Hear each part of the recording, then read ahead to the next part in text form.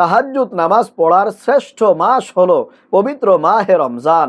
ও প্রিয় ভাই ও বোন, আমরা তো সাহরি খাওয়ার জন্য ঘুম থেকে উঠি, ওই সময় যদি একটু কষ্ট করে সর্বনিম্ন 2 রাকাত তাহাজ্জুদের নামাজ পড়তে পারি, কপাল খুলে যাবে। আল্লাহু আকবার। ও প্রিয় ভাই ও বোন, একটার পর একটা সাহরি চলে যাচ্ছে, অথচ এখনো পর্যন্ত আমরা তাহাজ্জুদের সঙ্গে সম্পর্ক গড়তে পারলাম না। হায় হায় প্রিয় ভাইয়েরা, মা ও বোনেরা, আফসোস, এই সুবর্ণ সুযোগ কেউ মিস করবেন না। ওই সময় একটু কষ্ট করে কমপক্ষে 2 রাকাত তাহাজ্জুদের নামাজ যদি পড়তে পারেন, আল্লাহ রাব্বুল আলামিন আপনার উপরে রাজি খুশি হয়ে যাবেন। দুনিয়ার সকল হাজতগুলো আল্লাহ তাআলা আপনার পূরণ করে দিবেন। ওই সময় আপনি আল্লাহর কাছে দুহাত তুলে যা চাইবেন, আল্লাহ ওয়াদা করে বলেছেন আপনার সকল চাওয়াকে আল্লাহ রাব্বুল আলামিন কবুল আর মঞ্জুর করে নেবেন। একটি দোয়াও আল্লাহ তাআলা আপনার ফিরিয়ে দিবেন না। আল্লাহু আকবার। প্রিয় ভাইয়েরা, মা ও বোনেরা, অথচ এখনো পর্যন্ত আমরা সেই দামি, মূল্যবান, ফজিলতপূর্ণ তাহাজ্জুদের নামাজের নিয়ম কানুনটাই এখনো পর্যন্ত জানলাম না, শিখলাম না। হায় হায় প্রিয় ভাইয়েরা, মা ও বোনেরা, তাহাজ্জুদের নামাজের নিয়তটা কিভাবে করতে হয় এবং কোন কোন সূরা দিয়ে এই তাহাজ্জুদের নামাজ পড়তে হয়, এবং তাহাজ্জুদের নামাজের মুনাজাতের মধ্যে কিছু নিয়ম আছে, যে নিয়মগুলো ফলো করে যদি আপনি মুনাজাত করতে পারেন, দোয়া করতে পারেন, আল্লাহ ওয়াদা করে বলেছেন আমি ওই বান্দা বান্দির দোয়াটাকে সাথে সাথে কবুল আর মঞ্জুর করে নেই।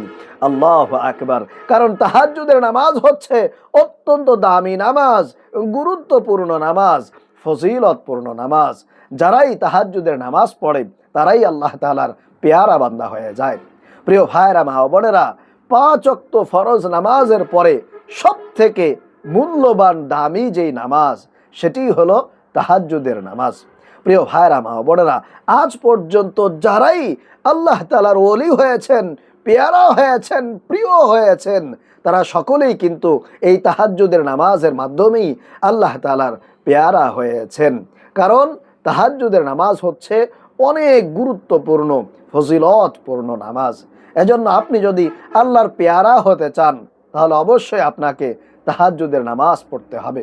কারণ আল্লাহ রাব্বুল আলামিন বলেন, ওই সময় আসমান এবং জমিনের মধ্যে কোনো পর্দা থাকে না, কোনো আবরণ থাকে না। সরাসরি আমার বান্দারা তখন নামাজের মাধ্যমে আমি আল্লাহর সাথে কথা বলতে পারে। আল্লাহু আকবার। এজন্য আমি আপনাদেরকে অনুরোধ করে বলবো, অপ্রিয় ভাইরা, মা বোনেরা, রমজান তো চলেই যাচ্ছে, এখনো পর্যন্ত আপনি যদি তাহাজ্জুদের নামাজের নিয়ম কানুনটা না জেনে থাকেন, না শিখে থাকেন, কবে পড়বেন? এটাই হচ্ছে সবচাইতে ফজিলতপূর্ণ মাস। এই মাসেই আপনাকে বেশি বেশি তাহাজ্জুদের নামাজ পড়তে হবে, এবং তাহাজ্জুদের নামাজটা পড়া আপনার জন্য অনেক বেশি সহজ হবে, যেহেতু আপনি সাহারি খাওয়ার জন্য ঘুম থেকে ওই সময় উঠেন। চলুন তাহলে আমি আপনাদেরকে একেবারে সম্পূর্ণ তাহাজ্জুদের নামাজের নিয়ম কানুনগুলো বলে দিব এবং প্র্যাকটিক্যালি আপনাদেরকে শিখিয়ে দিব ইনশাআল্লাহ তাআলা।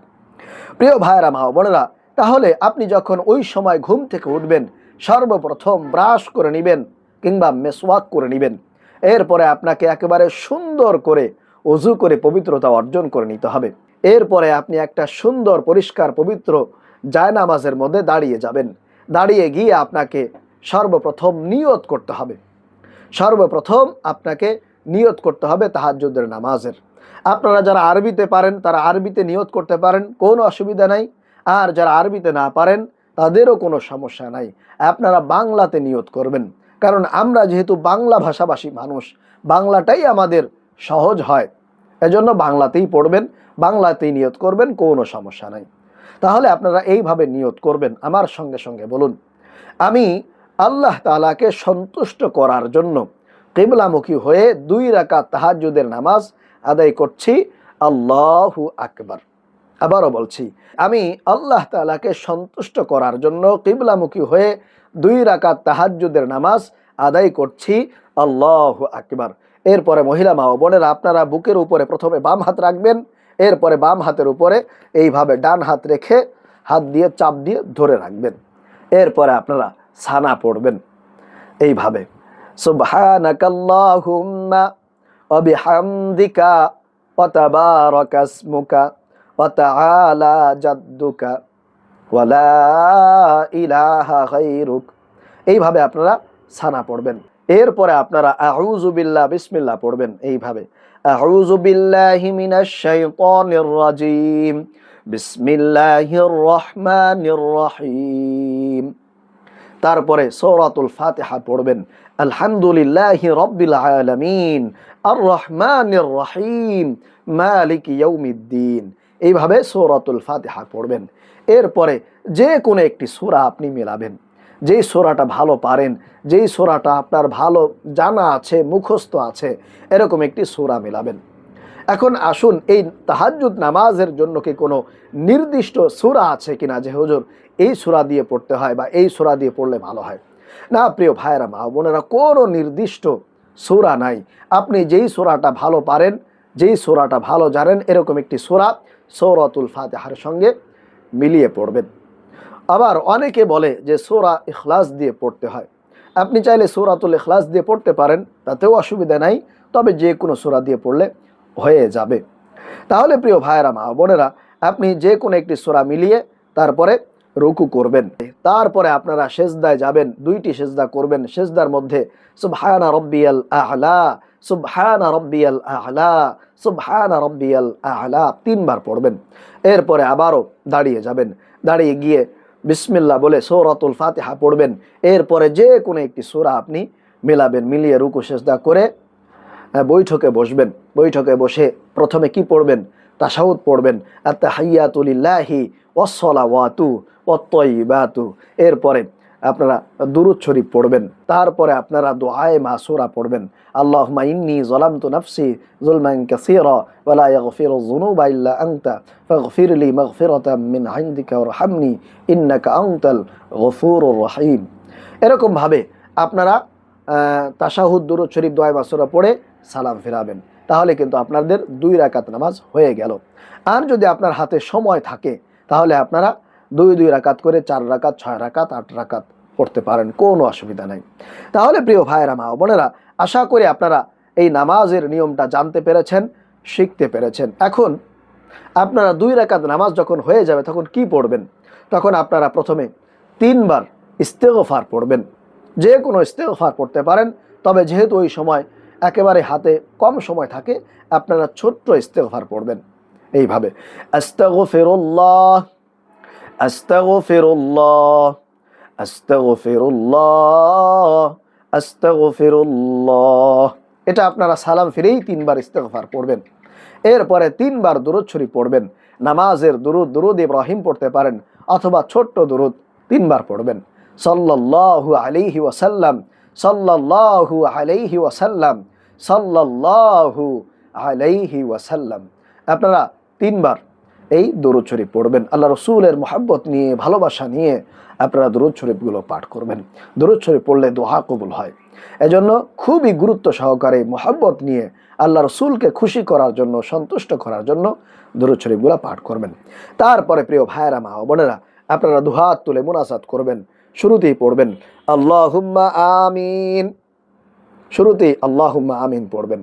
এরপরে আল্লাহ পাক রব্বুল আলামিনের একটি গুণবাচক, সিফাতি, বরকতি, ফজিলতপূর্ণ নাম আছে, যে নামটা 3 বার পড়লে আল্লাহ রসুল বলেছেন আল্লাহ তাআলা ওই বান্দার দোয়া সাথে সাথে কবুল আর মঞ্জুর করে নেন। খুবই ফজিলতপূর্ণ নাম। এই নামটিকে ইসমে আজম বলা হয়েছে। এজন্য ইসমে আজম পড়ে দোয়া করলে কিন্তু আল্লাহ তাআলা সেই দোয়াটাকে কবুল করে নেন। তাহলে আপনারা প্রথমে পড়বেন আল্লাহুম্মা আমিন, এরপরে সেই দোয়াটি 3 বার পড়বেন। সেই দোয়াটি হলো ইয়া জাল জালালি ওয়াল ইকরাম, ইয়া জাল জালালি ওয়াল ইকরাম, ইয়া জাল জালালি ওয়াল ইকরাম। 3 বার পড়া হয়ে গেলে আপনারা সমস্ত মুসলমান নরনারী যারা কবরে চলে গিয়েছে, কবরবাসী হয়ে গিয়েছে, তাদের জন্য দোয়া করবেন যে আল্লাহ, সমস্ত মুসলমান নরনারী যারা অন্ধকার কবরে চলে গিয়েছে তাদেরকে তুমি মাফ করে দাও। এরপরে আপনার আত্মীয় স্বজনদের জন্য দোয়া করবেন, আপনার মা বাবার জন্য দোয়া করবেন। পড়বেন রব্বির হামহুমা কামা রব্বায়ানি সগীরা, রব্বির হামহুমা কামা রব্বায়ানি সগীরা। এরপরে সর্বশেষ আপনার নিজের জন্য দোয়া করবেন। আপনার মনের মধ্যে যে আশা আছে, যে দোয়া আছে, সেগুলোর ব্যাপারে আল্লাহর কাছে বলবেন। ইনশাআল্লাহ তাআলা এইভাবে করে যদি আপনি মোনাজাত করেন, দোয়া করেন, অবশ্যই আল্লাহ তাআলা আপনার দোয়া, আপনার মোনাজাত কবুল করে নেবেন। প্রিয় ভাইরা মা বোনেরা, একটু চোখের পানি ছেড়ে দেওয়ার চেষ্টা করবেন, অনুনয় বিনয় করবেন, আল্লাহর কাছে মন খুলে দোয়া করবেন, চাইবেন, দেখবেন অবশ্যই আল্লাহ তাআলা কবুল করে নেবেন। কারণ ওই সময় আল্লাহ তাআলা একেবারে প্রথম আসমানে নেমে আসেন। 7 আসমান থেকে, আরশে আজিম থেকে আল্লাহ রাব্বুল আলামিন একেবারে প্রথম আসমানে নেমে আসেন, বান্দাদেরকে ডাকতে থাকে, ও আমার বান্দা বান্দিরা, তোমরা কে আছো গুনাহগার, আমার কাছে ক্ষমা চাও, আমি আল্লাহ তোমাদেরকে মাফ করে দিব। কে আছো অভাবগ্রস্ত, ঋণগ্রস্ত, বিপদগ্রস্ত, আমি আল্লাহর কাছে চাও, আমি আল্লাহ তোমাদের সকল চাওয়াগুলোকে পূরণ করে দিব। এজন্য অবশ্যই মনোযোগ সহকারে আল্লাহর কাছে অনুনয় বিনয় করে দোয়া করবেন। তাহলে প্রিয় ভাইয়েরা মা বোনেরা, আশা করি আপনারা বুঝতে পেরেছেন, শিখতে পেরেছেন। আল্লাহ রাব্বুল আলামিন আমাদেরকে এই রমজান মাসে প্রতিদিন তাহাজ্জুদের নামাজ পড়ার তৌফিক দান করুন। আমিন।